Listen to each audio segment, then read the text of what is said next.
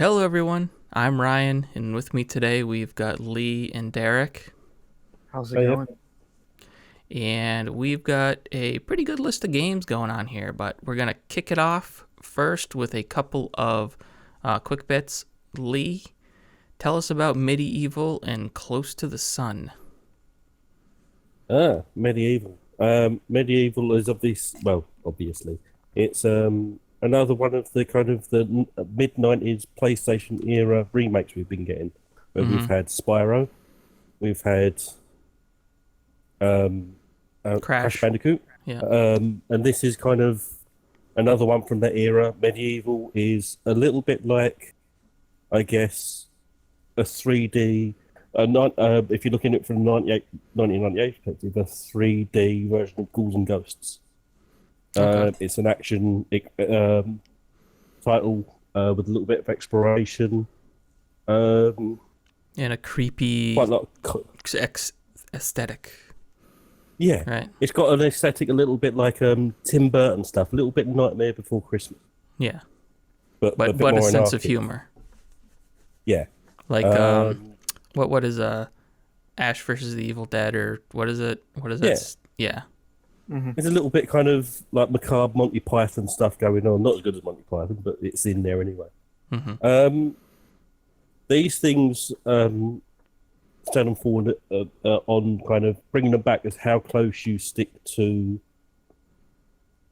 the way the original game was built. Crash Bandicoot lent itself to kind of that remake aesthetic because you don't veer anywhere apart from corridors. You just keep motioning forward. So the engines kind of for that has kind of aged well. This maybe not so much. I don't think. Right, because this is fully 3D, right? You can move the camera Yeah. and everything. Yeah, it's kind of. It used to be a little kind of a distant third person. This has drawn it in a little bit more. Sometimes a little bit too much. There's things that don't quite work with it now.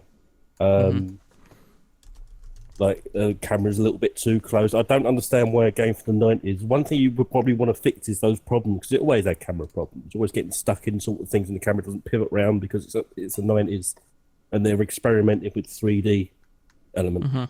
And those sort of things, those camera problems are still there. Combat is a little bit too light these days.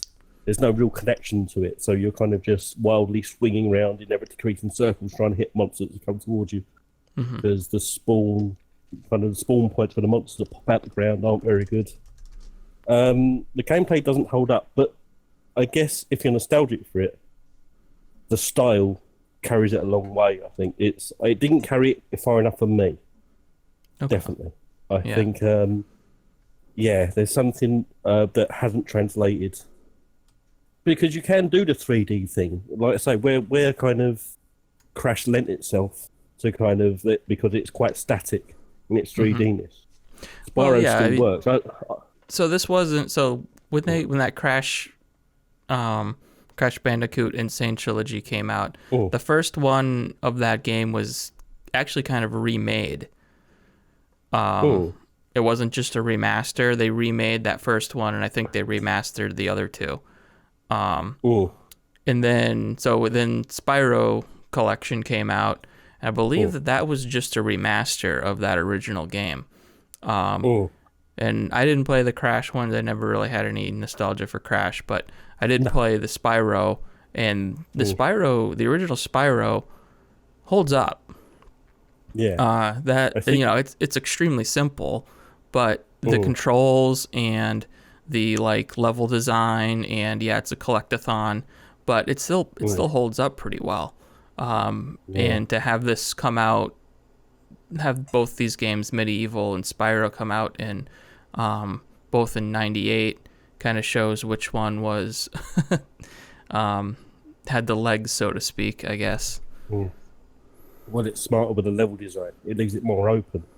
Yeah. So when you're taking those, plus it's much more locked behind Spyro. I never really liked Spyro, but I've played the trilogy.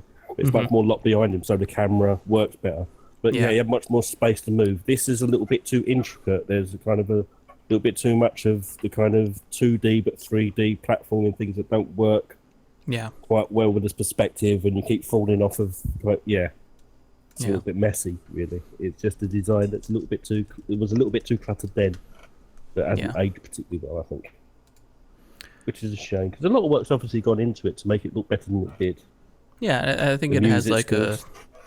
I think even back then, probably the sense of humor kind of carried it a little bit farther than, like, it's at least it's got style. You know, you can say that it has Yeah, some style. and that's aged well. That has aged well. It Yeah, kind of yeah. You it don't get suits too as a modern too game. many games like that. No, the slightly anarchic games. No, not really. Yeah, But yeah, I think if kind of that was your in, you like the style and then you like the humor of it and the gameplay was a part of it. I don't think you're going to be at a loss for that. But yeah. it didn't really kind of catch me. It's not aged all very well. All right. So, yeah. That's a $30 pickup, right? Yeah, Yeah. 25, 30. Yeah, I think Okay. it's not that cheap. It's not Yeah. that expensive. There's also a demo on the PlayStation Store, so you can try it out before you buy if you want to. Yeah, but definitely try it out. Yeah. Yeah. All right. So tell me about Close to the Sun. This is kind of like a BioShock adjacent game, Yeah. at least from This is from the looks of it. Yeah, it's a people call it's egregious to call it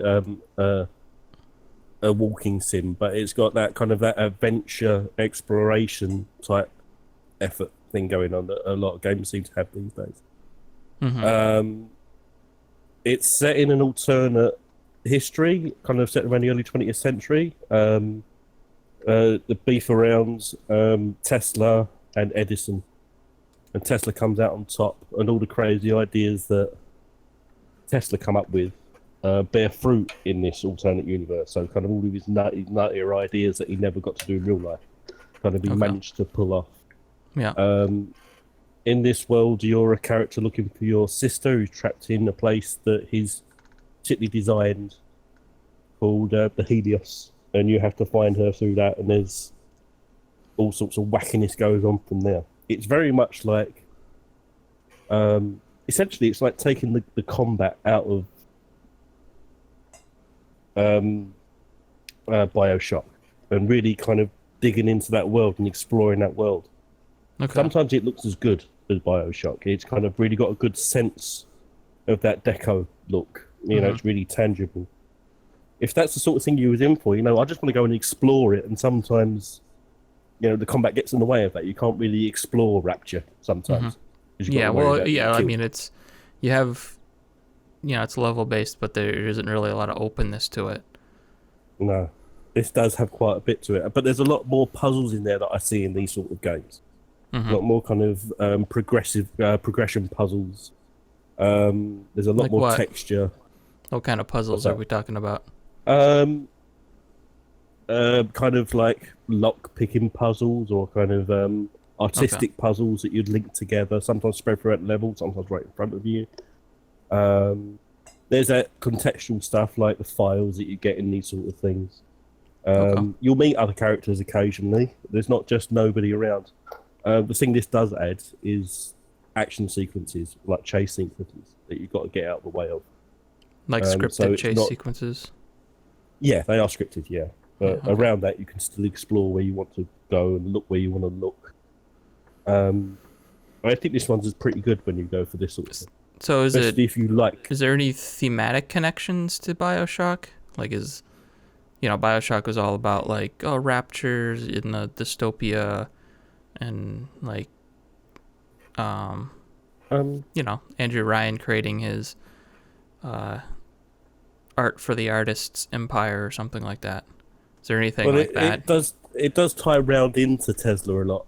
So kind of I don't really want to spoil it too much, but there is that sort of thing in there. Not just exploring a space. The story is actually pretty good.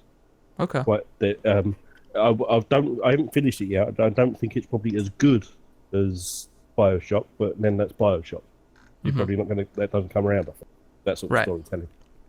But if you're into that and you like the idea of, because I remember you saying sometimes there's those sort of games you would like to maybe have the option to turn the combat off and just explore. Yeah, I mean, if a game, is for something like that that's got that sort of richness of kind of atmosphere and stuff like that. This would have that, I think, because the world around it is very well built, more than you would expect for a game of this level, I guess. Okay. And this just came out on Xbox and PlayStation. Yeah, it was on PC about 4 or 5 months ago, but now it's just hit the consoles. So okay. Yeah, I remember it coming out on PC. Yeah, it's got elements of horror, elements of sci-fi. Okay, it's not a full-on horror game, but there is elements in there. What's the entry fee on this one? This was £25 here. So okay, so another about $30 and it's here. I believe I looked how long to beat, and it's like a 6 to 8 hour game, which is long for a narrative game like this. Oh yeah, usually those are like 3-4 max. Yeah, no, this is quite a long one. Okay. Cool. So that's a recommendation. Yes, if you like this sort of thing. Okay. Be prepared for the pace to be kind of on and off, as these things can be sometimes. Between the things you do and the things you don't do, and just explore. But yeah, it's worth a look. All right, cool. So that was Close to the Sun, and then we talked about MediEvil. Thank you for joining us in this very special episode of Voxel Viewpoint. If you'd like to hear or see more, please consider subscribing to us on your favorite podcast app, subscribing to us on YouTube, or visiting voxelvoice.com, where all of our great content comes together in one place. Also check out the Voxel Voice Facebook group, where you can join in on the discussion with a great like-minded community.